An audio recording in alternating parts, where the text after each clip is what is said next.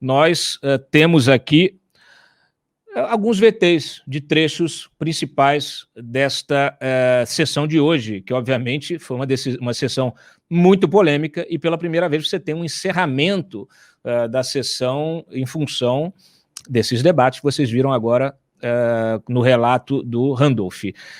Freitas, solta essa do Ricardo Barros, em que ele dá a versão dele, né, se defende, obviamente, diz que o Miranda criou um teatro, inventou uma história envolvendo o presidente da República, lembrando, obviamente, que o Ricardo Barros é líder do governo, já foi líder de vários outros governos, tá? É bom que se lembre. A gente tem até um perfil hoje do Ricardo Barros.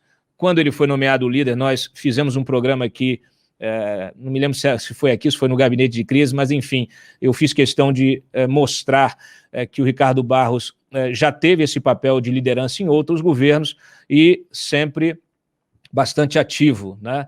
Ele que é do PP, do Progressistas, do partido do Arthur Lira, do partido do Ciro Nogueira, que agora está no coração ali, na Casa Civil, né? Então, essa é a situação. Tá aí, ó. Quem é Ricardo Barros, vocês podem ler lá no site, mas eu quero mesmo é o VT, Freitas, desse trechinho, porque a gente, obviamente, tem que ter a cariação. Nós já temos a cariação do Miranda com o Onyx Lorenzoni. Agora, ainda teremos aí, teremos convocação, provavelmente, do Ricardo Barros para uma próxima oportunidade. Solta o VT.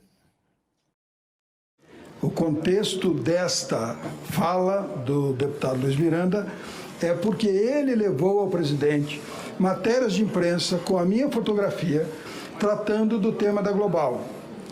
O irmão do deputado Luiz Miranda, Ricardo, depois a Polícia Federal, neste caso da Global, que foi objetivo de inquérito anterior. Então, ele identificou na relação da Global com a Precisa que poderia esta compra criar algum embaraço para o governo e foi lá falar isso ao presidente. O presidente sabe que o caso da Global está com a minha participação, eu respondo a um processo que provarei minha inocência ao final do processo, com absoluta tranquilidade, mas o deputado Luiz Miranda, na Polícia Federal, né, que eu tinha pedido para repor o vídeo aqui da fala dele, que é a mesma, tanto nas entrevistas quanto na Polícia Federal, diz o seguinte: o presidente bate o olho na matéria e diz, esse cara de novo, vocês sabem me dizer se ele está envolvido neste procedimento da Covaxin?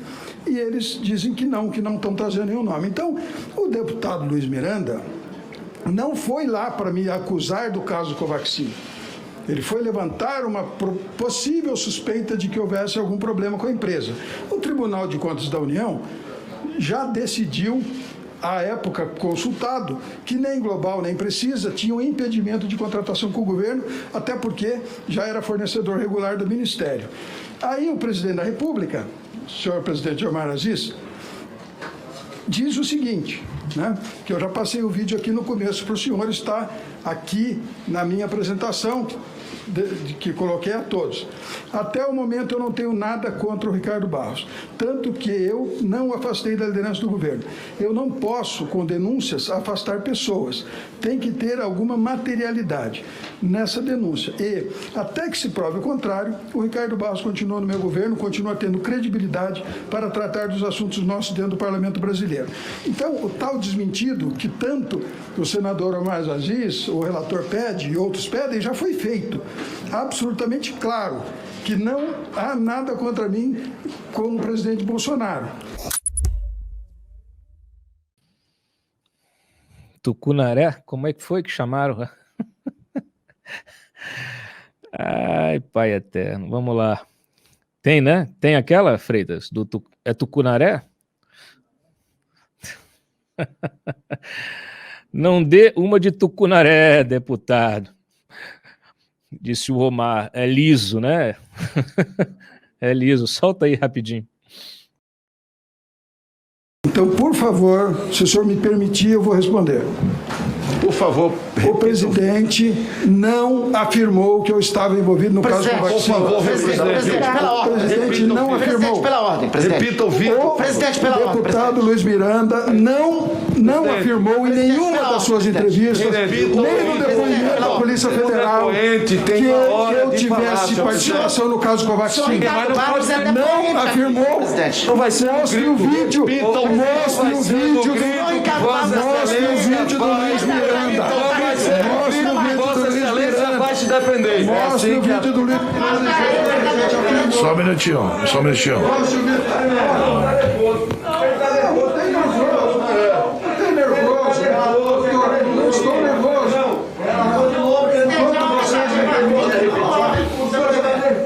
Só um minutinho, só um minutinho. Eu já assisti várias sessões da CPI. Quando a gente vai responder uma coisa que não interessa para a narrativa da CPI, vocês interrompem e fazem outra pergunta em seguida. Quando a narrativa que vai ser construída desinteressa para a sua narrativa, todo mundo fala ao mesmo tempo. Todos falam ao mesmo tempo. Deputado Ricardo Barros. Deputado Ricardo Barros. Por favor, Vossa Excelência responda as perguntas. Mas tem que deixar responder, né, presidente? Tem que deixar responder, né, presidente? Só um minutinho.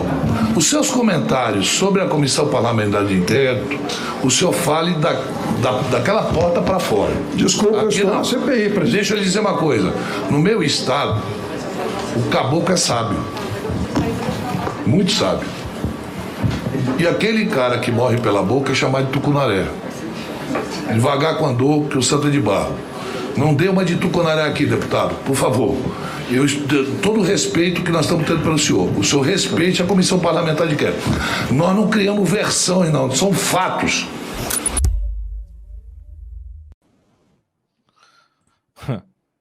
Olha só, isso acontece, eu vou explicar para vocês, porque aqui é uma bagunça no Brasil.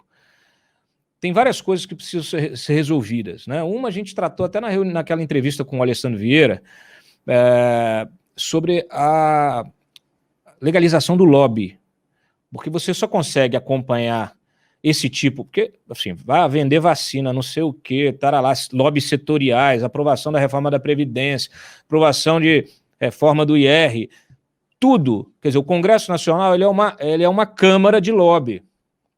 Entendam isso, não é a casa do povo, é uma câmara de lobby, tá?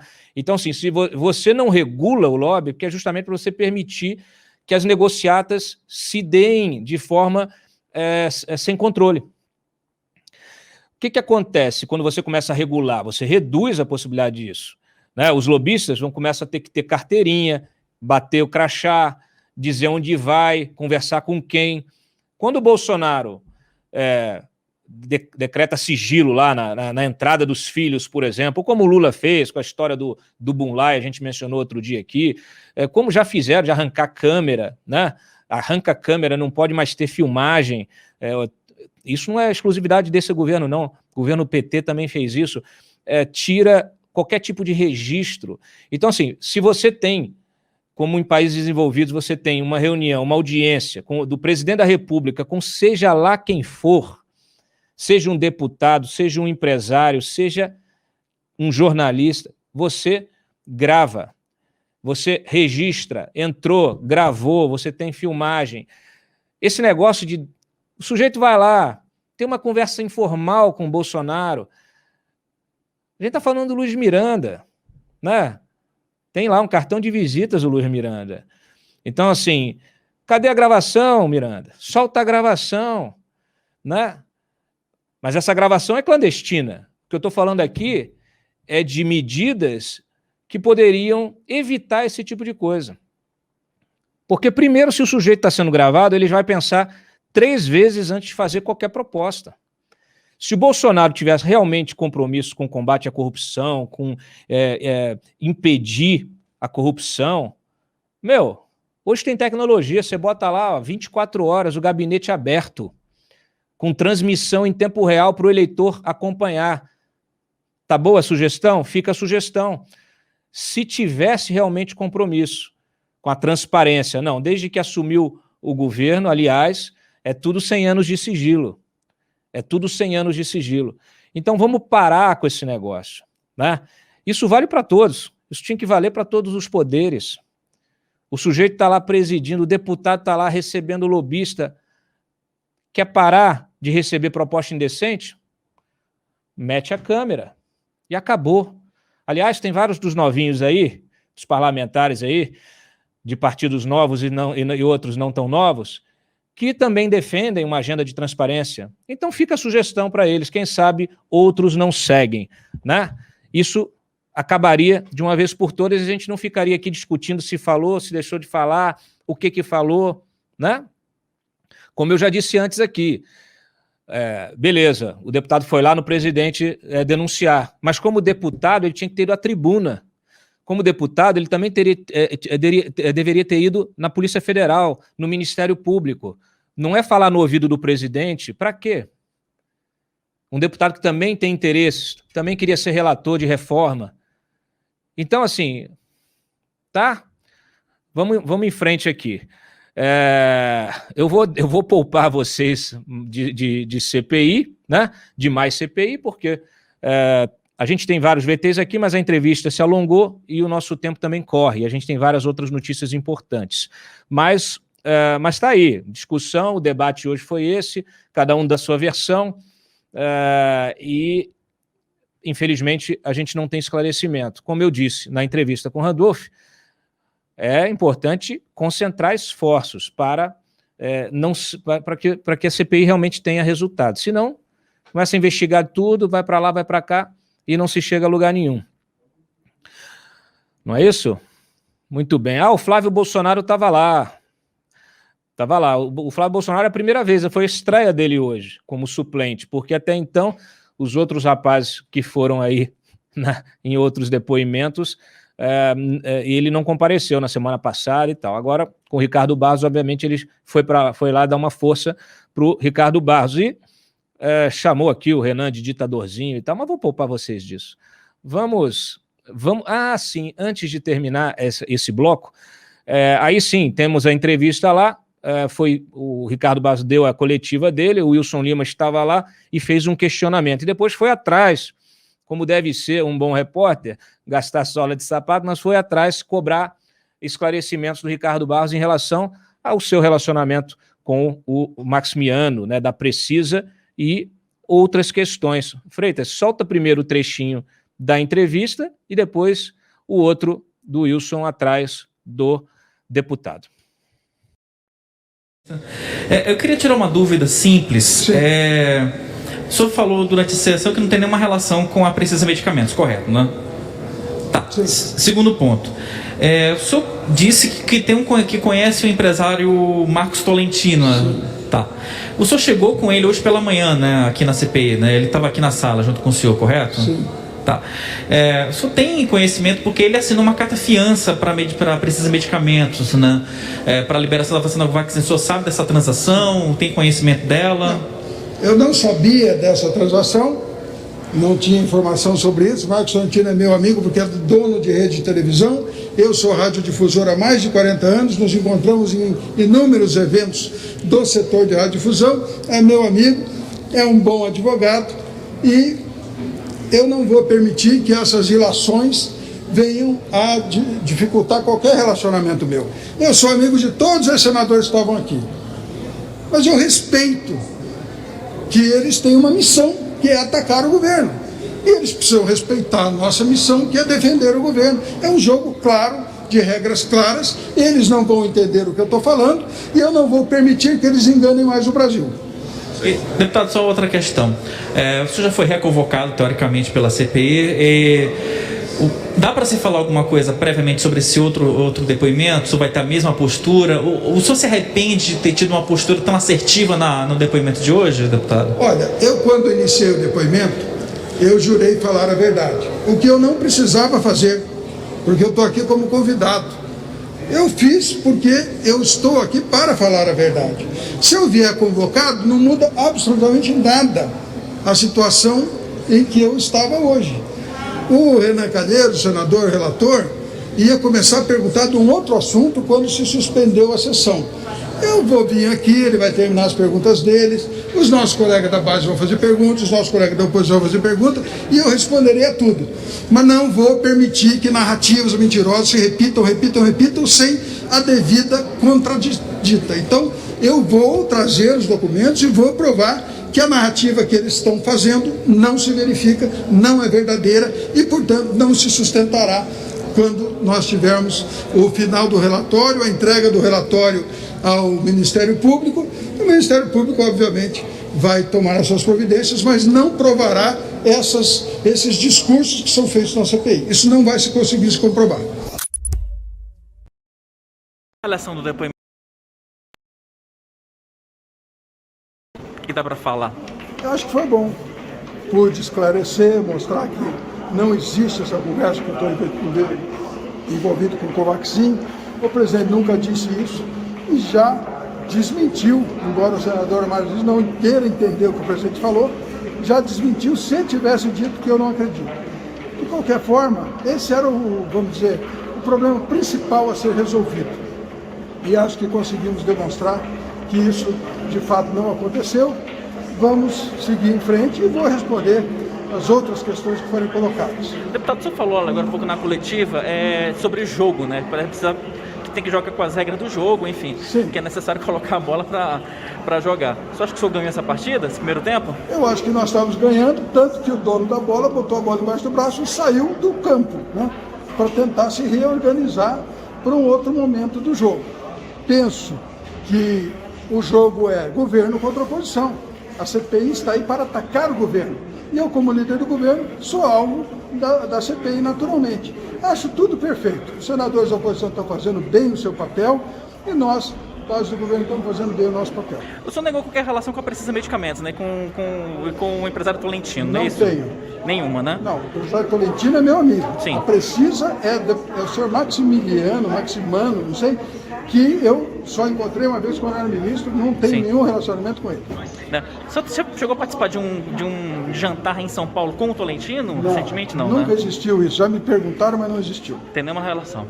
E só para fechar, deputado, o senhor chegou a conversar agora um pouco com o presidente Bolsonaro para fazer uma avaliação sobre o depoimento? Ele falou alguma coisa? Não tive, né? Eu acabei de pegar meu telefone, né? Porque tive que ficar concentrado no debate e vou agora dar uma ligadinha para o presidente Bolsonaro, com certeza. Até porque ele deu uma entrevista hoje de manhã, de novo, né, muito favorável ao nosso posicionamento. Obrigado, líder. Eu gostei, viu, Freitas? Quando você quer dizer que não conhece alguém, você erra o nome da pessoa, Maximano. Aí vocês vão perguntar, você conhece o Rodrigo Freitas? Fala, o Fritas? Rodrigo Fritas? Né? Eu vou aqui dar uma versão. Maximano, nunca ouvi falar. Bom, o Tolentino, que é citado, o empresário Marcos Tolentino, ele mandou para a gente um esclarecimento em relação a essa história do FIBBank. Para quem não está acompanhando, o FIBBank foi quem emitiu uma carta-fiança usada pela Precisa como garantia da venda da vacina. Né? Caso não entregasse a vacina, você faz o quê? Executa a carta-fiança, executa a garantia.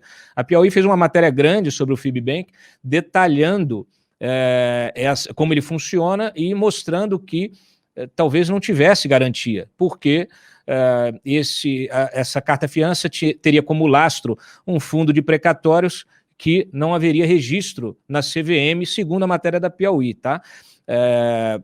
A gente fala de precatórios, a gente acende a luz amarela aqui porque estão tentando aprovar a PEC dos precatórios para parcelar precatório, mas uma coisa não tem nada a ver com a outra. O que importa é que isso está sendo investigado também pela CPI, porque obviamente a empresa que tentou vender a vacina apresentou essa garantia, e se é uma garantia real ou fajuta, isso precisa ser investigado.